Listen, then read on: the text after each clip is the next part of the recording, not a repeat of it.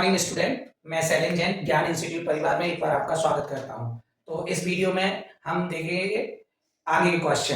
Application of derivative में हमने 4 important question आपको बता दिए थे पिछले वीडियो में। अब उसी के आगे का क्वेश्चन है fifth important question of application of derivative chapter.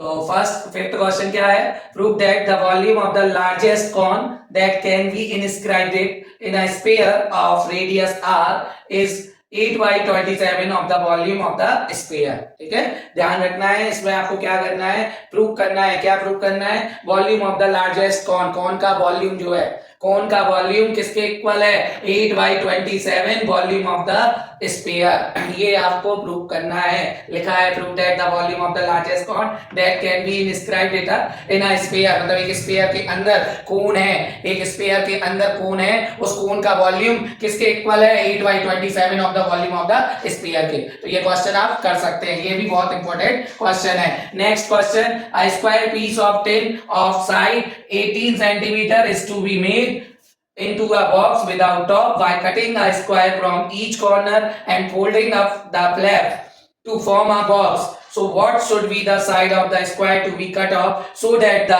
volume of the box is the maximum possible? ठीक है, तो ये भी क्वेश्चन इस ईयर का इंपॉर्टेंट क्वेश्चन है। And last question, find the two positive number x and y such that their sum is 35 and the product x square by की power 5 is a maximum. ध्यान रखना है, ये क्वेश्चन में क्या पूछा गया है? दो पॉजिटिव नंबर निकालिए जिनका सम 35 है। दो पॉजिटिव नंबर का सम 35 है तो उनका प्रोडक्ट ये इज अ मैक्सिमम, मतलब इसे हम मैक्सिमम प्रूव करना है।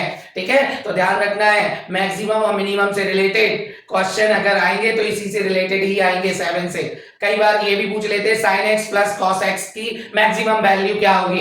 sin x plus cos x की मैक्सिमम वैल्यू क्या होगी? तो आप बता सकते हैं कैसे निकालेंगे? स्क्वायर ऑफ x के इक्वल करेंगे, one time derivative, second time derivative. अब for maximum and minimum value के लिए आप क्या करेंगे? f डैश x को 0 के इक्वल करेंगे।